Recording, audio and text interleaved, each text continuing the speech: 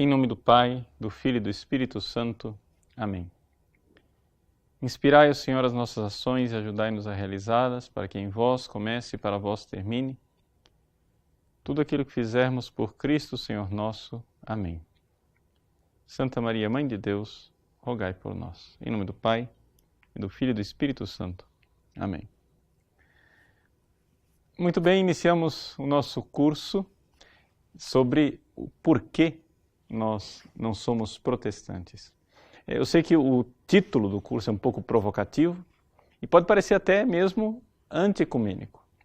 Mas eu gostaria de lembrar que nós estamos na semana de oração pela unidade dos cristãos.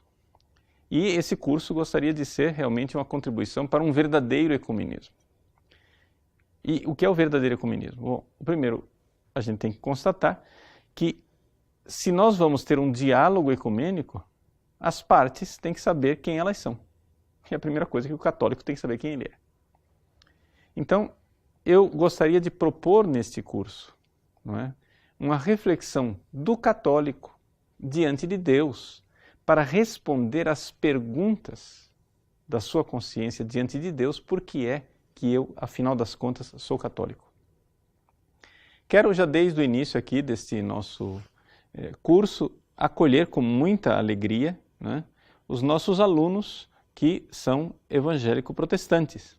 Nós temos vários alunos evangélico-protestantes e eu gostaria de dizer para vocês que vocês são bem-vindos no curso, mas este curso não é um diálogo com os protestantes. Tá? Por que é que não é um diálogo? Pelo menos não nesta fase. Pode ser que depois a gente faça um curso de diálogo, etc. Mas por que é que eu quis que esse curso não fosse um diálogo por enquanto? Porque, veja só, nós, católicos, vivemos numa situação histórica, real e concreta com os protestantes. Ou seja, a partir de Calvino, o que é que houve? Calvino, ele montou em Genebra uma forma de, digamos, converter católicos, uma espécie de máquina para converter católicos. E ele ensinou um recurso que muitos dos evangélicos usam ainda hoje, aqui no Brasil principalmente. O recurso é o seguinte: você faz uma pergunta em cima da outra. Então, é você deixar sempre o católico na posição de defesa, acuado. Então você faz uma pergunta. Por que é que você adora imagem? Por que é que você celebra a Eucaristia? Ou por que é que você aceita o Papa? E por que é que os padres vivem o celibato? E por que é que você acha que Maria é virgem? E por que os santos intercedem? E aí você vai, aquelas inúmeras interrogações. O católico, com uma pergunta atrás da outra, sai dessa situação toda desorientado, achando que ele não tem resposta para nada. Porque, na verdade, isso não é um diálogo. Isso é simplesmente uma forma sofística, me desculpem, mas o que Calvino ensinou é pura sofística, de você vencer um debate sem entrar no debate. Ou seja, você, na verdade, você não está dialogando com a pessoa. Você está jogando acusações uma atrás da outra para criar uma sensação de desorientação para os católicos e assim eles não tenham resposta para nada e saiam dessa história toda dizendo eu acho que a minha religião não tem muito fundamento. Mas isso é uma jogada retórica, psicológica, desculpe, desonesta. Além disso, quando nós começamos a aceitar perguntas de uma pessoa com a qual nós estamos realmente dialogando, vamos supor então que eu tenha um interlocutor evangélico protestante que não esteja nessa técnica de Calvino, que ele esteja realmente querendo dialogar, que ele seja uma pessoa honesta, sincera, temente a Deus, que quer dialogar com o católico e que acha que o católico não precisa ser simplesmente quebrado às pernas, que ele precisa realmente responder num diálogo onde eu estou disposto a ouvir. Então vamos supor esse interlocutor protestante honesto, que não é muito comum. Me desculpem dizer com toda clareza, não é muito comum. Mas suponhamos que nós tenhamos um dialogante honesto. Novamente, nós temos ainda um problema. O problema é o seguinte, é que quando você aceita a pergunta de uma pessoa, você está fixado naquela pergunta. E você, então, foi para o campo do seu adversário, do seu interlocutor. Se você aceita uma pergunta, tudo que você vai dizer está no âmbito daquela pergunta, sem que você tenha tido a oportunidade de se perguntar se aquela era a pergunta mais importante. Então, pode ser até que a gente faça depois um curso de diálogo com os protestantes realmente, mas por enquanto, não é isso. Por enquanto eu quero prestar um serviço mais humilde para o diálogo ecumênico, que é o seguinte: eu não consigo dialogar com ninguém se eu não sei quem eu sou. Me desculpem, aqui eu vou bater do lado dos católicos. A maior parte dos católicos não sabe quem eles são. Eles não sabem a sua fé. Não sabem a sua verdadeira identidade católica. Então, este curso é realmente um curso onde eu gostaria de responder diante de Deus porque é que eu, Padre Paulo Ricardo, sou católico. E gostaria de que isso fosse realmente tomado como um esforço teológico honesto diante da verdade, para que a gente saiba realmente como responder diante de Deus a respeito da nossa identidade. Não somente isso. Eu ousaria dizer que isto que nós iremos apresentar nesse curso, vocês não vão encontrar em lugar nenhum. Ou seja, isto que eu vou dizer nesse curso, eu nunca vi escrito em nenhum livro. Nenhum livro de apologética, nenhum livro de teologia, absolutamente nenhum livro. Eu posso dizer, né, e os alunos não estão acostumados a isso, por isso eu estou avisando, eu posso dizer que isto que eu irei apresentar nesse curso faz parte de uma reflexão teológica pessoal, minha, Padre Paulo Ricardo de Azevedo Júnior. Eu geralmente não faço isso. Geralmente os meus cursos, eu até brinco dizendo que nos meus cursos eu sou um pouco papagaio de pirata. Ou seja, eu repito o que os outros refletiram, o que os outros disseram, etc, etc. Mas aqui pela primeira vez eu estou apresentando para vocês um esforço teológico que é meu, pessoal. E eu vou avisar vocês, quando chegarmos no ponto do esforço teológico pessoal, que eu disser para vocês, olha, isto daqui que eu estou dizendo para vocês, eu não encontrei em lugar nenhum escrito, eu vou avisar. Por quê? Porque eu gostaria, não é, também que os nossos alunos pudessem contribuir com o seguinte: se você achar isso escrito em algum lugar, né, me avisem. Por quê? Porque eu sou um pouco da convicção que em teologia,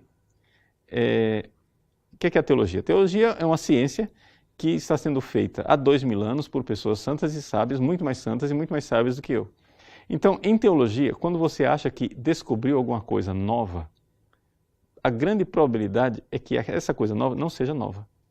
Ou então, plano B, alternativa B, é que você esteja errado. Ou seja, se os santos e sábios não pensaram isso, é que provavelmente você está errado.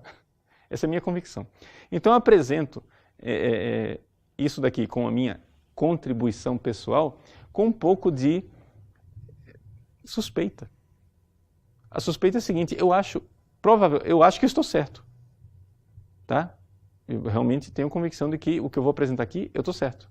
Mas eu acho que não é uma grande descoberta. Provavelmente alguém mais santo e mais sábio do que eu já fez o trabalho muito melhor. E já fez a coisa de uma forma muito mais elaborada, muito mais perfeita, muito mais adequada do que eu. Tá bom? Mas enfim, vamos lá. Vamos então ao curso. Como é que vai ser esse curso? Bom, para você entender o que será esse curso, você precisa entender o que é que o curso não vai ser. Primeira coisa, o curso não será uma apresentação histórica, não é, do debate católico-protestante. Então, não se trata de uma realidade diacrônica, ou seja, no tempo, então Martinho Lutero disse, não é?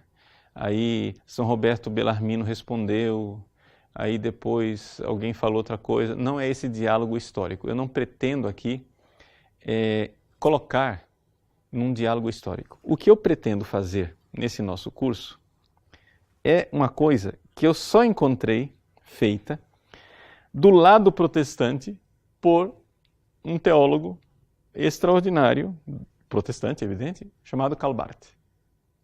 Ou seja, Karl Barth fez do lado protestante isto que eu pretendo fazer do lado católico. Ou seja, Karl Barth colocou, digamos assim, num princípio básico e fundamental, a razão pela qual ele não pode ser católico de jeito nenhum. E ele colocou num único princípio, de tal forma que, teoricamente, se você conseguir uma resposta para aquilo, está resolvido todo o problema do lado protestante. Pronto, ele prestou esse serviço.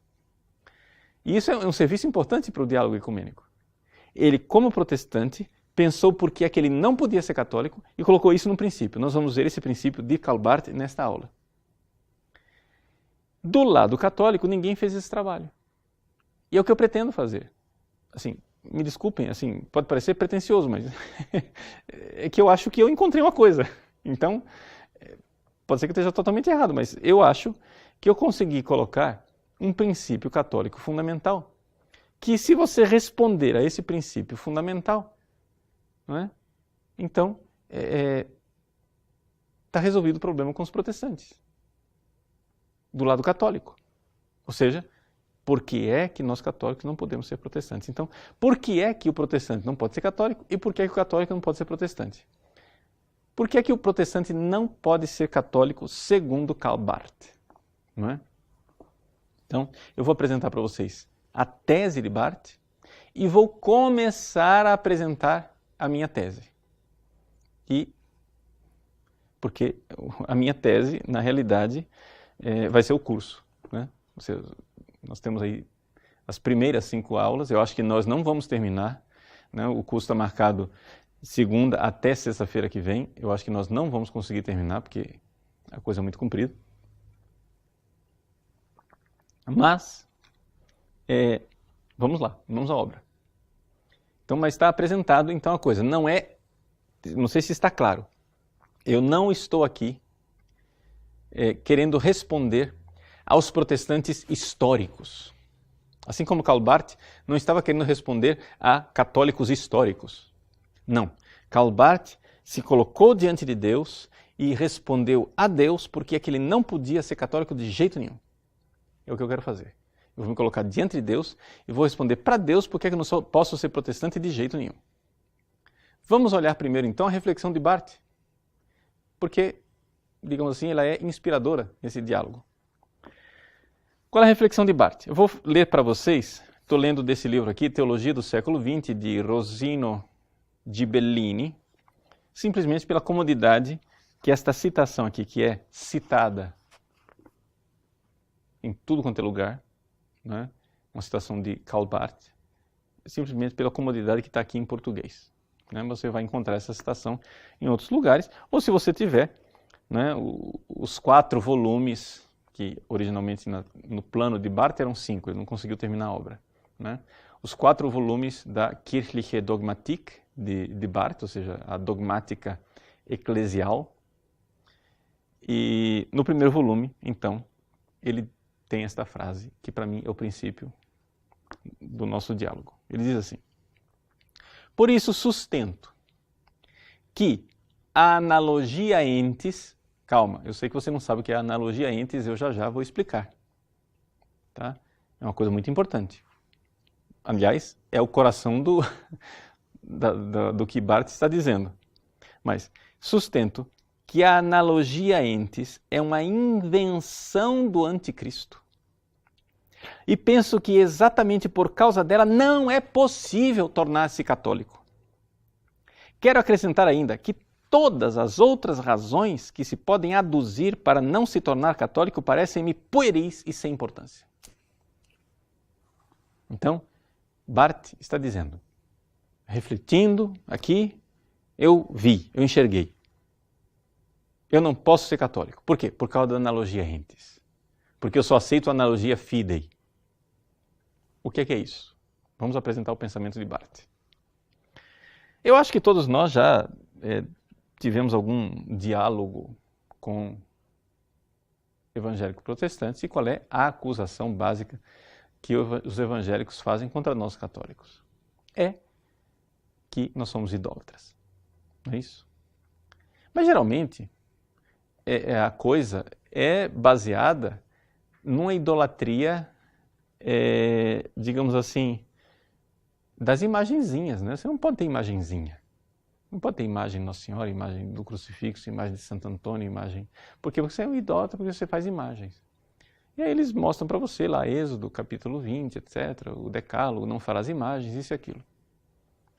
Karl Barth, como grande teólogo, né? Alguns comparam Karl Barth como sendo o Santo Tomás protestante, né? Karl Barth, como grande teólogo, ele diz assim, veja, vamos aprofundar esse argumento. O que acontece é o seguinte, eu tenho aqui uma pessoa, um ser humano inteligente. Esse ser humano inteligente, ele recebe de Deus uma revelação. Deus, então, revela ao ser humano, e isto que Deus revelou, ele revelou através de Jesus Cristo. Portanto, a teologia de Barth ela é cristológica, cristocêntrica. Deus revela através de Jesus Cristo, um pouco aqui JC, né? E então, este ser humano racional que aqui está, ele tem uma ideia a respeito de Deus, um conhecimento a respeito de Deus, que vem de Deus diretamente e que, portanto, através do assentimento dele, da fé, ele então consegue ter algo a respeito de Deus. E esse algo a respeito de Deus é sempre Jesus. Pronto, acabou. É isto que nós conseguimos conhecer a respeito de Deus. Essa realidade aqui, que eu estou apresentando aqui muito grosso modo, é aquilo que nós poderíamos chamar de analogia fidei. Ou seja, eu olho para Jesus Cristo, e em Jesus Cristo eu conheço Deus, e é aqui que está a analogia da fé. Mas nós católicos, além disso, que até aqui estamos de acordo, além disso, nós olhamos para a criação. Então está aqui, vamos supor, um objeto criado por Deus. Eu, quando olho para a criação, na minha reflexão, na minha inteligência, o que é que eu vejo? Eu vejo que aqui existem qualidades. Ora, por quê? Porque isso daqui é um ser. E Deus, bom, Deus também é um ser. Então, por analogia do ser, ao olhar para a criação, eu consigo captar algo que está em Deus e então tenho, além daquela ideia, né, daquilo que me vem através da fé, eu tenho aquilo que é a contribuição da razão.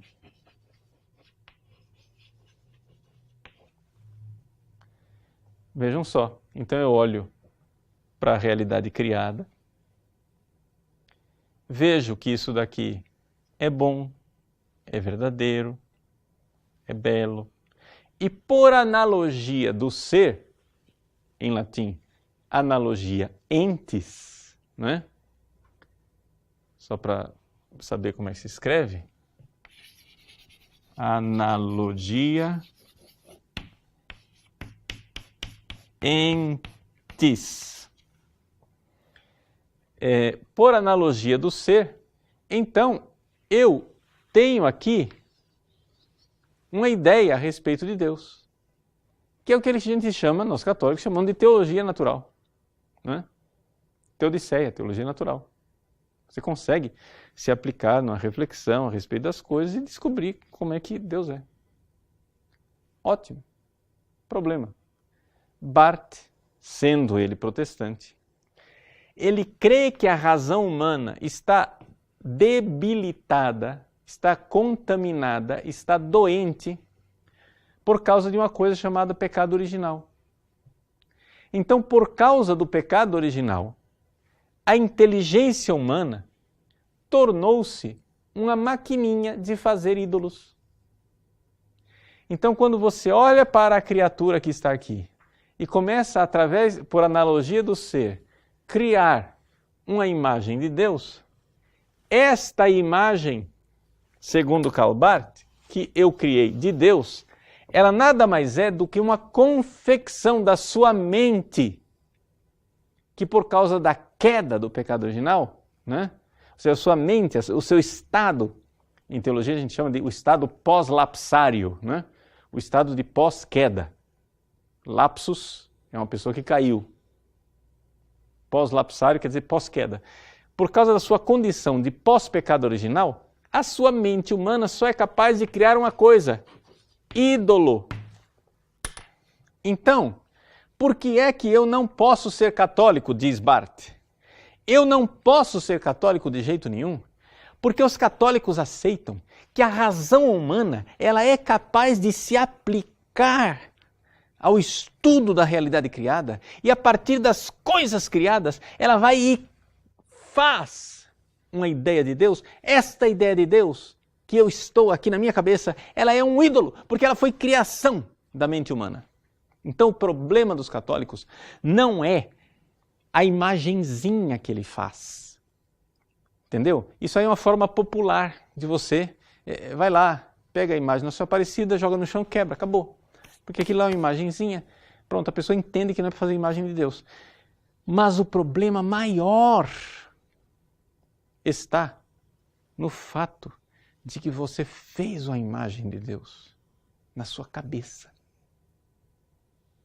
E isto é um eidolon, é uma imagem criada por você, confeccionada não por mão humana, mas por mente humana, que dá na mesma. É mais sutil e, portanto, mais perigoso. Então, a razão fundamental pela qual eu não posso ser católico, segundo Barth, é que eu, na minha mente, eu, como católico, o Padre Paulo Ricardo, ele faz teologia natural. O Padre Paulo Ricardo olha para a criação, reflete sobre Deus e com a filosofia ele vai e pá, cria uma imagem de um Deus que na verdade é um ídolo. Daí está explicado, por exemplo, porque é que todos os padres católicos antes de fazer teologia fazem filosofia. Mas nenhum pastor protestante antes de fazer teologia faz filosofia. Por quê? Eles não gostam de filosofia? Não, existem protestantes filósofos, mas a filosofia não é um instrumento necessário para a forma protestante de fazer teologia. Por quê? Porque ela não é necessária para que se desenvolva a analogia fide, é necessário somente para quem faz analogia entes. Então, para que isso? Corta do currículo e diminui o currículo dos pastores. Pronto, acabou. Então está aqui. Esta é a razão, né, fundamental pela qual não se pode ser católico, segundo Karl Barth. Bom, vou ler de novo a frase do Karl Barth, agora que você sabe o que é analogia entes, vou ler a frase e a frase vai ficar mais clara, mais impactante, porque agora você sabe o que quer dizer. Por isso, sustento que a analogia entes é uma invenção do anticristo. Ou seja, essa história de que a Igreja Católica é o anticristo, não é? Ou seja, Barth não está dizendo a Igreja Católica é o anticristo. Mas a Igreja Católica é uma criação do anticristo. Porque a Igreja Católica é uma criação, não é? É uma consequência da analogia entes. Ou seja, por que tanta idolatria dentro da Igreja Católica? Por causa da analogia entes. E penso que exatamente por causa dela, da analogia entes, não é possível tornar-se católico. Quero acrescentar ainda que todas as outras razões que se podem aduzir para não tornar-se católico, não se tornar católico, parecem-me pueris, é coisa de criança. Isso aqui nós estamos falando com protestante sério, o resto é bobagem. As outras razões, porque tem um versículo bíblico aqui, um versículo bíblico ali, sei lá o que, etc e tal, isso aí é bobagem. A razão profunda e fundamental por qual não se pode ser católico é esta. As outras parecem-me pueris e sem importância. Bom, então, está dada a identidade de um dos dialogantes. Vamos fazer um diálogo ecumênico. Dialogante número 1, apresente suas credenciais. Está bem apresentado. Mas e do lado católico? Bom, do lado católico isso daí não foi feito. Você vai dizer assim, mas padre, tem certeza? Não, veja só, deixa eu explicar para você. Quando, no início do século XX, acho que 1918, não me lembro a data, né? Karl Barth escreveu seu famoso comentário, a Carta aos Romanos, né? Que está aqui, publicado aqui no Brasil pela Novo Século, né? Da quinta edição alemã de 1967. Bom, o fato é o seguinte, ele escreveu essa carta, essa interpretação da Carta aos Romanos, e quando no início do século ele fez isso, Barth de repente ficou famoso. Ficou famoso até um pouco a contragosto dele, né? Ele um pouco interpreta o seu próprio caminho de fama, dizendo assim, eu fui uma espécie como uma pessoa distraída que na igreja esbarra na corda do sino, de repente o sino começa a tocar, chama atenção, e ele chamou atenção sem querer. É isso que eu fiz. Ele ficou famoso com essa carta aos Romanos. E aí acontece que ele recebeu muitos comentários científicos a respeito do seu comentário à Carta aos Romanos, muitos críticos, e ele mesmo diz assim que a maior parte dos críticos não entendeu a minha interpretação, não entendeu o meu livro, não entendeu a minha teologia. Mas houve um jesuíta, né? Um jesuíta que, como Karl Barth, né, conhecia Martin Heidegger e Companhia Limitada, chamado Padre Erik Pretsivara, jesuíta, que entendeu. E os dois começaram um debate, né?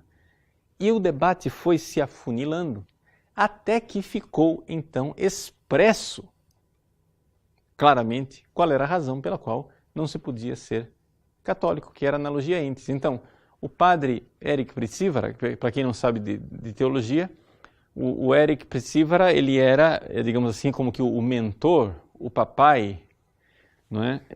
Teológico de Hans Urs von Balthasar, não é? O famoso von Balthasar, que interpretava Santo Tomás a partir da ótica desse Pretsivara, que era... Bom, não vou entrar aqui, não estou dando curso de história, não vou entrar aqui em detalhes. Vamos embora para frente. Então isso daqui, esse debate, ele foi identificado pela Igreja Católica, mas na verdade, o ponto de partida, né, do padre Pretsivara era, na verdade, o diálogo com o Karl Barth.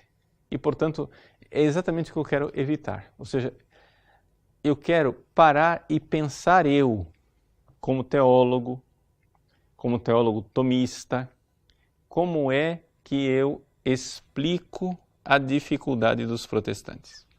Vamos então agora à parte do nosso curso, aquilo que é a nossa parte católica e como é que eu respondo a tudo isso. Bom, vejam só, essa coisa do Karl Barth eu apresentei para vocês simplesmente para vocês entenderem do lado protestante que a tarefa foi feita. E do lado católico? Como é que nós, do lado católico, podemos fazer a tarefa de casa? Quem sou eu? Bom, vejam só. Existe uma série de perguntinhas protestantes. Por que é, senhor católico, que o senhor faz imagem? Por que é, senhor católico, que o senhor atribui, não é, à Igreja Católica que ela foi instituída por Cristo? Por que é que vocês têm 7 sacramentos? essa economia sacramental da Igreja Católica? Por que é que vocês têm um Papa? Por que é que vocês têm santos? Por que é que vocês têm a Virgem Maria? E assim por diante. Inúmeras perguntas. Mas a gente fica sempre nessas perguntas, respondendo a todas elas, supondo uma coisa. Supondo que existe um acordo fundamental de nós católicos com os protestantes com relação àquilo que é Jesus Cristo. Né? A pessoa de nosso Senhor Jesus Cristo. A gente acha, sempre nos nossos diálogos ecumênicos, a questão de Jesus parece ser um acordo, uma unanimidade. Tanto que o pessoal sempre diz, não, a gente não precisa ficar nestas coisinhas aqui, porque quando se fala de Jesus, nós estamos de acordo. E eu engoli essa história, que quando se fala de Jesus, nós estamos de acordo com os protestantes. Até que aconteceu, me permitam, uma página autobiográfica, né? Eu estou contando um pouco a gênese, como é que uns 15, quase 20 anos atrás, esse negócio caiu na minha cabeça e eu venho já matutando isso e juntando as peças de cá e de lá e cheguei a essa coisa que eu tenho hoje, né, de reflexão. Bom, aconteceu o seguinte, né, na minha história de vida pessoal, eu fui convidado para um debate numa rádio aqui em Cuiabá. Era um debate com vários pastores protestantes que estavam lá. Eu fui para o debate, na rádio, ao vivo, e em um dos intervalos do debate, no estúdio, eu não sei que cargas d'água, o que é que nós estávamos falando, mas um dos pastores protestantes teve um surto retórico ali, uma coisa de ficar batendo na Bíblia, dizer assim, porque nós não veneramos o Cristo na carne, nós não veneramos Jesus na carne, nós não adoramos Jesus na carne. Eu disse, poxa, mas e o concílio de Éfeso, que diz que as duas naturezas são de uma só pessoa? Não, não, somente a Bíblia, somente a Bíblia. Bom, já vi que não tinha conversa. E aquilo ficou na minha cabeça. Nós não adoramos o Cristo na carne. Puxa vida, e o princípio católico fundamental de que caro salutis est cardo, né? Ou seja, que a carne, né? Deixa eu escrever para cá, eu estou meio perdido aqui no quadro. Caro salutis est cardo. Ou seja, que a carne é o eixo, cardo, salutis, da salvação. A carne de Cristo, a humanidade de Cristo, claro que a palavra aqui, caro, não é? É a humanidade de Cristo. Eu fiquei pensando, mas meu Deus, o problema deste pessoal não é que eles acham que a gente adora a imagem. Não é esse o problema. Existe um problema mais profundo ainda. E está em Jesus.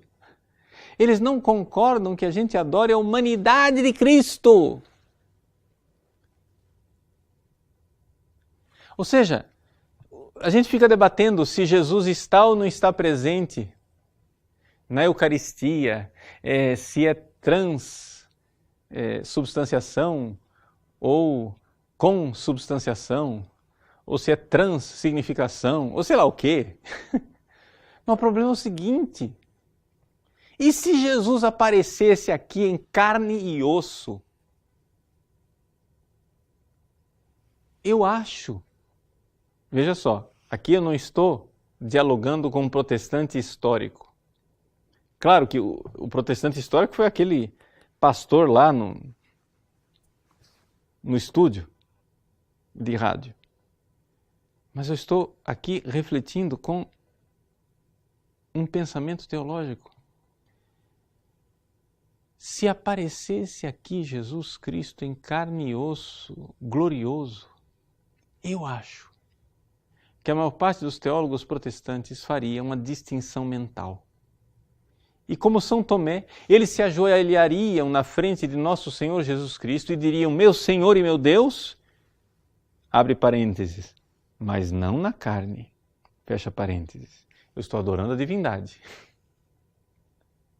Porque o corpo e a alma de Cristo são criados. E eu não posso adorar aquilo que é criado. Então, existe esta coisa, não é? Que está na teologia protestante, de não aceitação de tudo aquilo que é criado e que o que é criado não pode expressar Deus. De tal forma que aqui o princípio da analogia entes e o princípio da analogia fidei entram em curto-circuito e eu vou explicar isso como e porquê e depois a gente vê isso. Mas a minha tese fundamental é a seguinte: é que nós católicos, não é, adoramos a humanidade de Cristo, ponto, e acabou. Eu vou explicar como, nós vamos ter uma aula sobre isso depois. Como é que a gente adora uma coisa que foi criada, mas a gente adora, nós adoramos a humanidade de Cristo, nós adoramos o corpo de Cristo. E adoramos mesmo. E adorando a humanidade de Cristo, nós adoramos também tudo aquilo que é extensão desta humanidade. Então aqui nós encontramos o princípio fundamental que resolve todas estas perguntinhas, que é a questão da humanidade.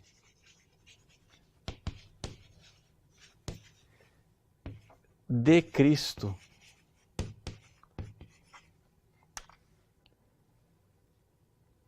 Por que é que nós veneramos os santos? Porque eles são uma extensão da humanidade de Cristo. Por que é que nós admitimos e colocamos uma eficácia nos sacramentos que os protestantes não admitem? Porque os sacramentos são instrumentos da humanidade de Cristo. Por que é que nós aceitamos a Virgem Maria e a veneramos mais do que todos os santos? Porque ela gerou a humanidade de Cristo. Por que é que nós aceitamos a Igreja e dizemos que ela não foi uma invenção humana? Porque ela é a continuidade da encarnação da humanidade de Cristo na história. Por que é que nós... E assim por diante. Todos, absolutamente, absurdamente, assim, é impossível, veja... Eu quero que vocês entendam o seguinte, eu nunca ouvi esse argumento aqui de um protestante, mas o que acontece é o seguinte, é impressionante como teologicamente encaixa, como todos, absolutamente todos os pontos que os protestantes alegam com relação aos católicos, que eles não aceitam, nós católicos podemos identificar, em última instância, como uma operação da humanidade de Cristo e da extensão da humanidade de Cristo. Até mesmo, por exemplo, o princípio da fé, a contraposição entre fé e obras.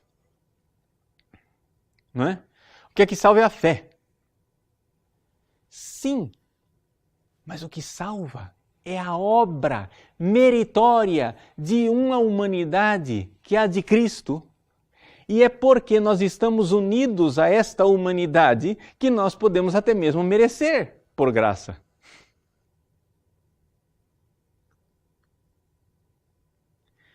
Por que é que eles não aceitam a tradição? Porque não aceita que a Igreja é a continuidade de encarnação de Cristo e que a palavra de Deus viva e vivida continua ao longo da história. A palavra de Deus é uma pessoa, é Jesus Cristo. E Ele se encarnou e continua encarnado na Igreja e, portanto, a tradição nada mais é do que essa palavra vivida na vida dos santos e na vida da Igreja de 2000 anos. Não é um livro. A palavra não é um livro. É uma pessoa. Então, a pergunta fundamental, e é o que nós vamos ter que responder nesse curso, é por que é que os católicos são tão fixados na humanidade de Cristo? Porque o que é, por exemplo, para nós, a santidade? A santidade é um processo de transformação espiritual, onde Deus entra e transforma através do toque da graça da humanidade de Cristo numa pessoa, onde o Cristo entra e vai mudando a vida daquela pessoa, de tal forma que aquela pessoa chega a um ponto que ela diz, vivo, mas não eu, é o Cristo que vive em mim, ou seja, como diz Elizabeth da Trindade, eu sou uma humanidade suplementar, supletiva, adjunta, acrescida a Cristo. De tal forma que Cristo está no céu glorioso, ele não sofre mais, mas ele continua sofrendo aqui na terra, no Padre Pio de Pietrelcina, quando ele sofria e tinha suas chagas, porque ele era o Cristo. E é por isso que eu posso agora ir lá nas relíquias do Padre Pio, colocar a relíquia dele numa pequena teca, e beijar aquela relíquia e ver que Deus age através dela e que Deus me toca do jeito que Cristo tocava a hemorroísa. Porque aquela carne não é do Padre Pio, mas ela está unida a Cristo. É essa coisa. A chave está na humanidade de Cristo. Como é que esta humanidade age e opera em nós? Ou seja, nós precisamos aqui, então, ver que esta intuição, no fundo, ela é o desdobramento de dois concílios ecumênicos maravilhosos e importantes. O concílio de Éfeso e o segundo concílio de Niceia. Quando no concílio de Éfeso, para mostrar que aquela humanidade de Cristo estava unida à divindade de Cristo, numa só pessoa, num mistério que nós chamamos de união hipostática, o concílio de Éfeso disse que Maria era mãe de Deus, coisa que protestante nenhum aceita. Por quê? Porque a humanidade e a divindade de Cristo parece, de alguma forma, não é? Estar dividida neles. Está separado. Você pode adorar a divindade, mas a humanidade não. Nós não, nós cremos que as duas estão unidas, mas não confundidas. Distintas, mas não separadas. Como Calcedônio. Então, segunda coisa, esse princípio aqui que eu estou colocando é um princípio teológico, é uma reflexão teológica, não tenho aqui nenhuma pretensão, eu não sou um papa, eu não sou um concílio ecumênico, aqui não é um magistério, isso aqui é um teólogo pensando. Mas é um desdobramento do segundo concílio de Niceia, que fala das imagens, não é? E se você for ver como toda a sanha calvinista de quebrar imagens, né? Como ela é exatamente a não aceitação do segundo concílio de Niceia. Mas por quê? Porque você não pode adorar. Atenção, católicos que não sabem teologia direito, mas eu vou dizer, atenção, cuidado, se segurem na cadeira. Nós, católicos, adoramos imagens. Como? Sim, nós adoramos a imagem de Cristo. Adoramos a imagem de Cristo. Sim, Senhor. E nós vamos mostrar por quê. Porque a imagem de Cristo, a honra que é devida à imagem de Cristo, não é? É a mesma honra que é devida à humanidade de Cristo, que é a mesma honra que é devida a Deus.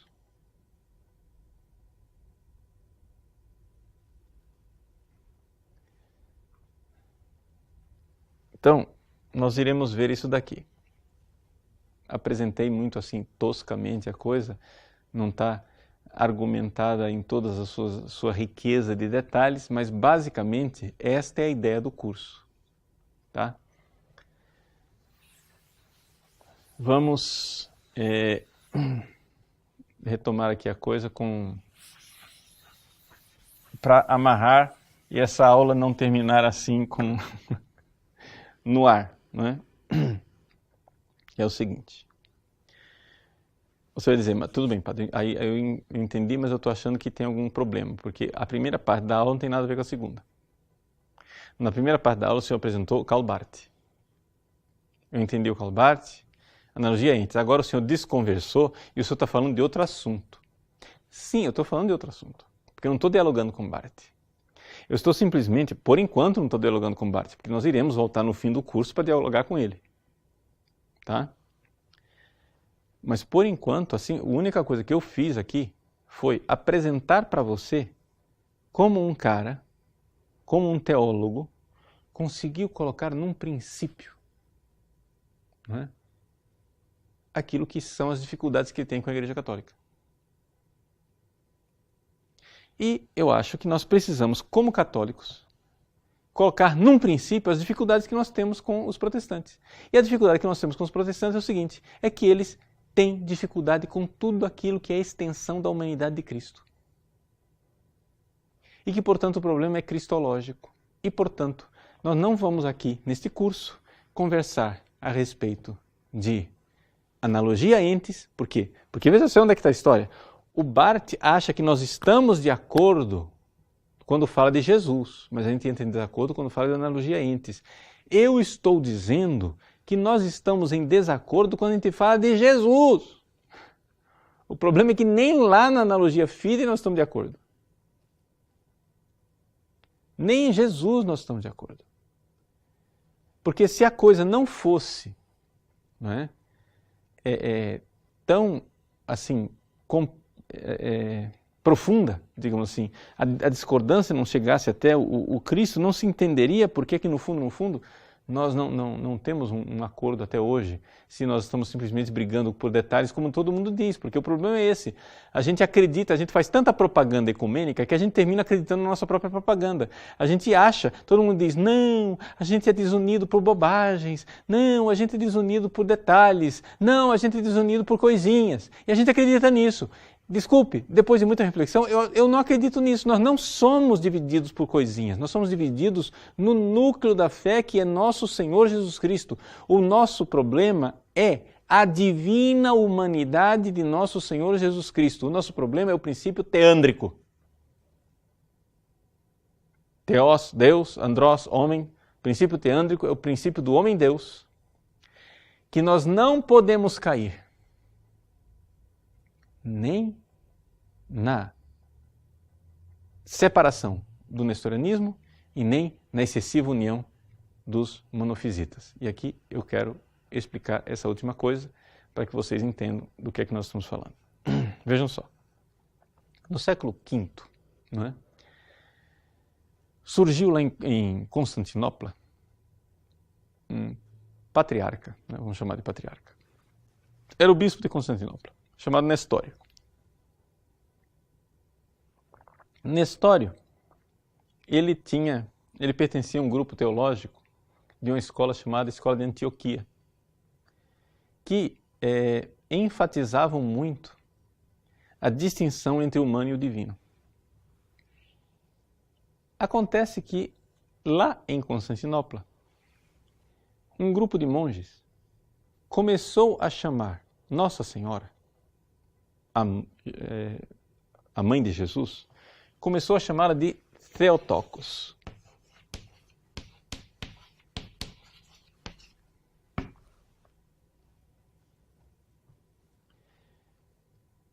O que quer dizer isso?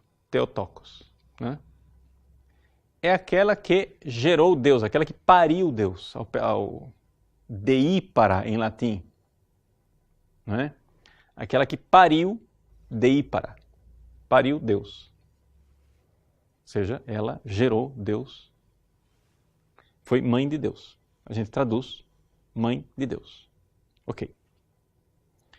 Em português é mãe de Deus. Nestório ficou escandalizado com isso. Não, Deus não tem mãe, você desculpa. Deus é eterno. Como é que você fala que a mulher é mãe de Deus? Ela é mãe do homem, Jesus Cristo. Ela é Christotocos, ela não é Theotokos. Acontece que os monges de lá de Constantinopla, eles pertenciam a uma outra escola teológica, que era a escola de Alexandria, no Egito. E, então, chega a dizer, não, pode parar. Ele é Theotokos, você que é errado e você que é herege. Foi feita a confusão, quem que era herege, quem que não era herege. Então foi reunido um concílio ecumênico na cidade de Éfeso, que conscientemente ou não, não sei se eles sabiam, eu acho que sim, né, estava ligada a Nossa Senhora, porque uma tradição colocava que a toda Santa Mãe de Deus morou em Éfeso com o apóstolo São João. Mas fecha parênteses, porque isso é um detalhe na história. Eles foram para Éfeso. Veio então o patriarca de Alexandria acusando o patriarca Nestório, né? E São Cirilo então chegou e, no final das contas, o concílio afirmou o seguinte, que em Jesus existe um princípio de unidade. Ou seja, Jesus é Deus? Sim, Jesus é Deus. Jesus é homem? Sim, Jesus é homem. São duas naturezas, mas não são duas pessoas. Ou seja, a pessoa que está aqui é a segunda pessoa da Santíssima Trindade. Ou seja, o Filho. É o Filho que é Deus e é o Filho que é homem. Então, quando eu pergunto quem é, eu respondo o Filho. Quando eu pergunto o que é, eu respondo Deus. Ou então eu respondo homem, porque ele é as duas coisas. A palavra quem é aquilo que nós teologicamente chamamos de pessoa. A pergunta o que é aquilo que teologicamente nós chamamos de natureza. Então, ele é uma só pessoa em duas naturezas, né? Estas duas naturezas, mais tarde vai dizer o Concílio de Calcedônia, né? Que elas estão unidas, mas não misturadas, confundidas. Estão distintas, mas não separadas. E esse é o equilíbrio católico. É isso que nós vemos, né? Então, quando eu pergunto, você vai lá para sua mãe, pergunta para sua mãe, mamãe, a senhora é mãe do quê? Ninguém faz essa pergunta. Vamos ser sinceros. Ninguém pergunta, a senhora é mãe do quê? Isso é até ofensivo. Você é mãe do quê? É mãe de uma galinha, de uma vaca, de um porco ou de um ser humano? Você está ofendendo sua mãe. Se ela é humana, ela é mãe de um ser humano. Ninguém pergunta do que ela é mãe. É evidente que Maria, se a pergunta é esta, ela é mãe, ela gerou uma natureza humana. Isso é óbvio. Mas ninguém faz essa pergunta. A pergunta que se faz é: quem é o seu filho? A senhora é mãe do quê? Não, a senhora é mãe de quem? Quem? Então é a pessoa. Ora, este quem é um quem divino. É unus ex trinitate. É um da Trindade. Então, esta pessoa divina é filha de Maria. É uma pessoa divina. A identidade do Filho. O Filho, o Verbo eterno, encarnado, é filho de Maria. Por que isso é tão importante? Porque se não existe esta união, nós estamos sozinhos outra vez. É por isso que só Jesus salva. Por quê? Porque ele é o pontífice. O que é necessário para que haja um pontífice? Um sujeito que constrói uma ponte, né? Outro dia eu estava em São Paulo, no seminário franciscano lá de Agudos, e a ponte, né? Passou uma enxurrada, né? A ponte ela era feita, tinha uma parte de concreto aqui assim, um córregozinho passava por baixo, e o resto aqui era aterro. O que aconteceu? Veio a enxurrada e varreu o aterro de um lado e do outro. Então ficou aqui, sem ponte. Tinha só esse negócio de concreto lá, mas aqui tinha um barrancão que não dá para a gente passar, aqui só tinha água e aqui só tinha água. Nós ficamos ilhados dentro do seminário. Beleza. Né? Aí o pessoal veio, jogou terra desse lado e terra desse lado, e agora nós temos ponte outra vez. O que é necessário para que tenha uma ponte? É necessário que, se existe uma ponte entre o homem e Deus, é necessário que essa ponte chegue plenamente do outro lado e chegue plenamente do lado de cá, porque não adianta nada. Ah, Jesus é Deus de verdade. Tudo bem, mas se ele não for homem de verdade, a ponte não fechou. A cabeceira da ponte do lado de lá falhou. Então ele tem que ser homem de verdade. Ele tem que ser Deus de verdade. Então nós temos aqui duas naturezas, duas, com uma pessoa que é o que une essas duas naturezas. Esta unidade que está aqui, não é? Nós chamamos de união hipostática, mas nós vamos aprofundar isso mais amanhã, no dia de amanhã. Mas esta unidade é que é importante. Então, onde é que está, né, o problema de Éfeso? O problema de Éfeso está no fato que, se você chega e diz que não é uma pessoa, uma única pessoa, que tem estas duas naturezas, nós estamos sozinhos outra vez, não teve salvação. Por quê? Porque aí, novamente, Deus está infinitamente distante, ele não é plenamente homem, ele não é plenamente Deus, então acabou, não tem união.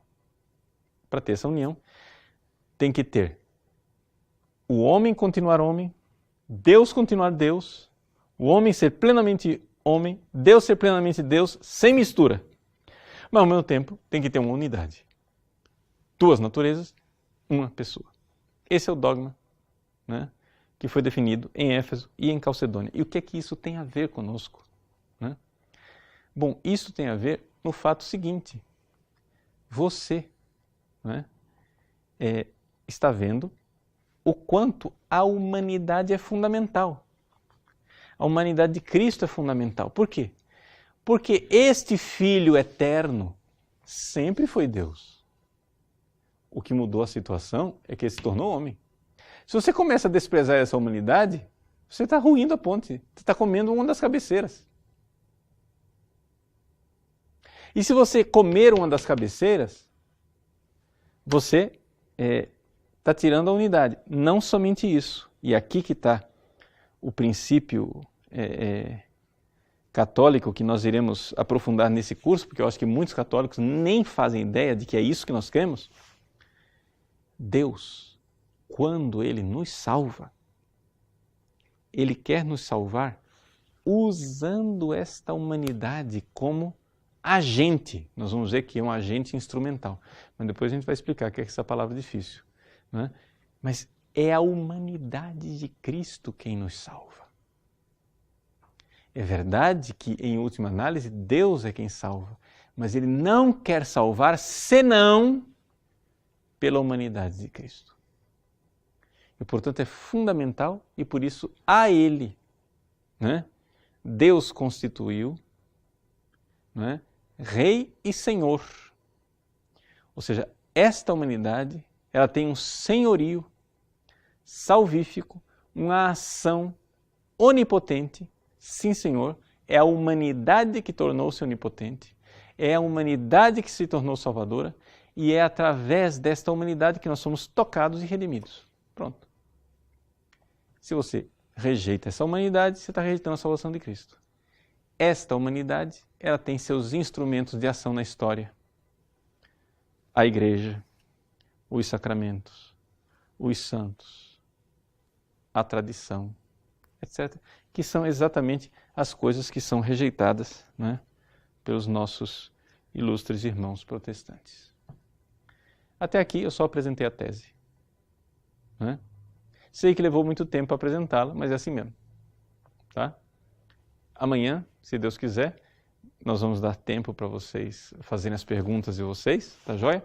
Por enquanto, ouçam essa aula uma vez, 2 vezes, 3 vezes, 4 vezes, para vocês se acostumarem com o problema, tá bom? E aí a gente amanhã, então, retoma, tá? E vamos poder, então, dialogar, tá bom? Então, hoje nós vimos o princípio fundamental, onde é que está o bode, né? Onde é que está o rolo, onde é que está a dificuldade. Amanhã nós iremos ver como é que, de fato, nós adoramos a carne de Cristo. Né? Parece intrigante, mas é exatamente aí, na adoração dada a uma realidade criada, que é a humanidade de Cristo, que está o nó, né? Que nós precisamos desatar no nosso diálogo com os protestantes. Tá bom? Deus abençoe você e até amanhã, se Deus quiser. Em nome do Pai, do Filho e do Espírito Santo. Amém.